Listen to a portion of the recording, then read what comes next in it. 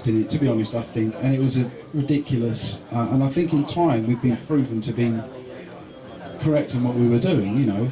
Nowadays you read things and people say, this game did actually respect people who died in wars. You know, the people criticising it didn't bother to look at the context. And this happens with a lot of humorless or a lot of very simplistic views of all sorts of artworks by all sorts of people and all sorts of media. And that was a problem. It happens a lot in comedy, actually, that people get just taken on face value. And in this case, it wasn't about comedy, it was about an appropriate symbol.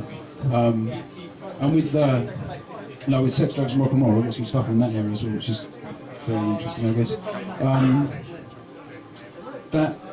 Again, it had some difficulties perceived with the content being a bit adult.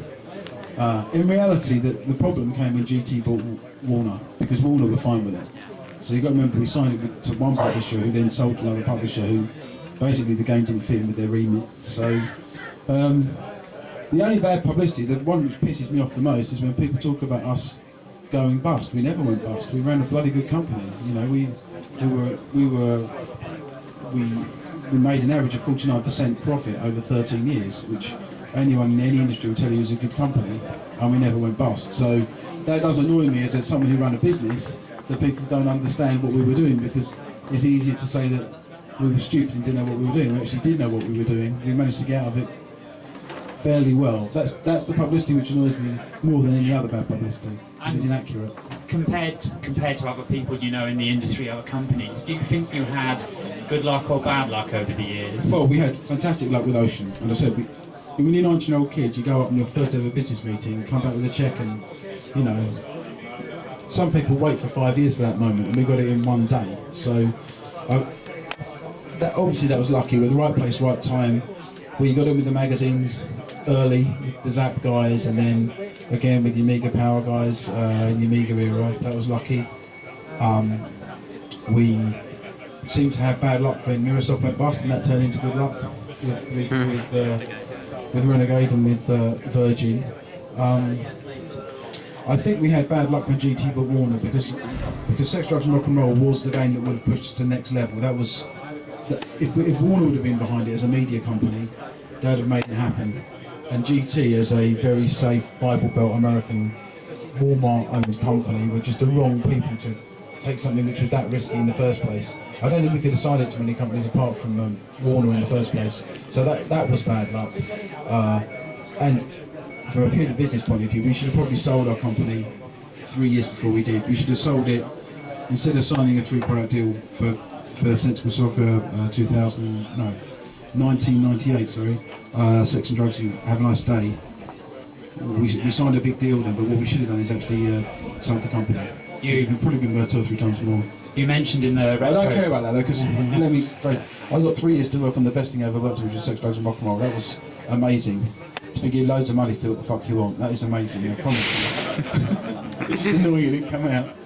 You mentioned in the recent Retro Gamer interview that you felt Sensible left it too late to move from 2D to 3D. Do you regret that decision? No, not at all.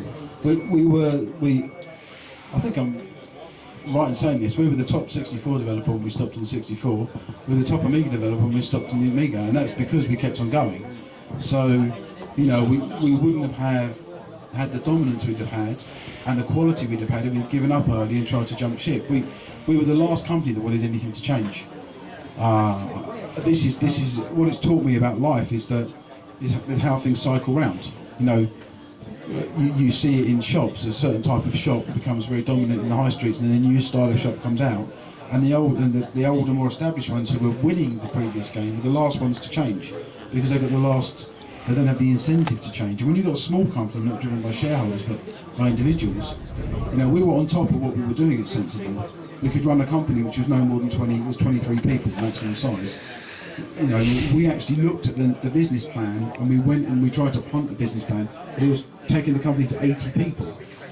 We started off as 2 guys in a band. This was the mentality of the company. I would say our business model was, if anyone knows the band Gone, that's my idea of the business model of our company, you know? It wasn't meant to be some huge corporate thing. And of course, we learnt the business, we learned how to do deals, how to negotiate and all this kind of stuff, and it's important you do, and you learn it through making just thousands of mistakes.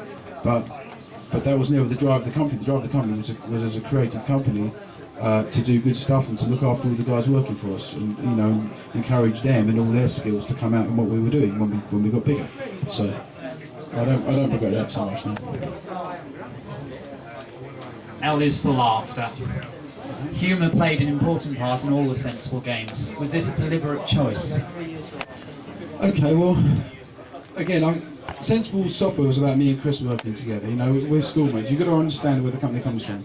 We played in a band called Dark Globe in the local area in Essex. We played in along the estuary of I can't remember, the River Crouch, and we got a really good local following at one time of about 100 people from local schools coming to see us, which is pretty good. Anyone who's been in a band, that's pretty good. It took us about a year to build up. Anyway, our drummer, who unfortunately died actually a few years after we stopped seeing him, but he was drumming too loud and we didn't really like it. And so the drummer left and he got down to just me and Chris, and we had all these 100 people turn up at the next gig, and we just decided to do something stupid. We put these. I had a rubber mask on, a grey rubber mask. Chris had his yellow and pink one. He was wearing a dress. I was wearing a dressing gown, and I was playing these kind of songs on the guitar. And some of them were quite romantic or melancholy kind of ballady type songs. And Chris would just come ripping along with his lead guitar and blast over the top of me to deliberately drown me out. And then his lead would come out of his guitar and it would stop, which I'd be pleased about. And it was funny, and we didn't really care. My point is, our personality was to do what we wanted to do and to be entertaining, and the humour is what comes out in the games. So, I mean, my favourite bit of humour in any of our games is in Parallax. Now, the end of Parallax and the very end of Whistle, those two moments. These are both Chris's humour. Chris had very dry humour. He's the kind of guy who'd say nothing in a meeting, say one thing and everyone listens. It's that kind of character. And if anyone's finished Parallax, the end message on the computer is system off. And that's because we had, I think, something like 9 bytes of memory left to write the message, so system off. At the end of Whizball, again, there's this big discussion between the wizard saying, do you know the end of Whizball?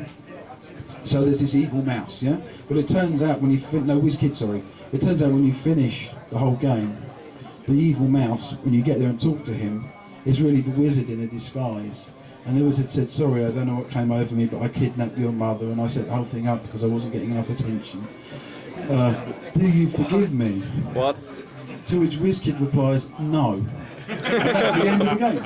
And again, that's Chris's humour. It's just Simple really enough. Deadpan.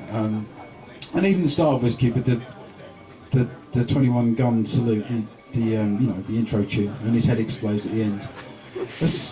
That was part of the style of what we did. Actually, I think in retrospect, our humour's very English, and when we carried that to Sex, Drugs and Rock and Roll, and as the industry started to look more across the Atlantic, what we were doing just didn't fit in. In fact, in general, if you look across games now, the humour we put into our games, you won't find it in many games at all anymore. The English humour doesn't carry that well. Even the best English developed games are developed in American style now. So I think that's kind of a thing of the past. So. E is for end of an era. Was it a tough decision to sell off Sensible Software? It was a total relief to sell off Sensible Software. We'd gone through 2 years of having done a 3-game deal with Warner, which had started to go wrong. We had huge technical problems because of our late adoption of 3D on all of the games.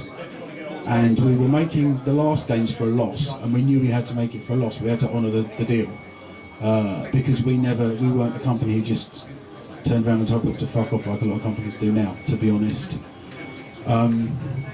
So we were just relieved, because the last 2 years were a nightmare. We thought they were going to ask for their money back, because we personally guaranteed everything. It's not a good place to be. We got out in one piece. and we got out with money, which is what I'm saying. When people say, yeah. when people say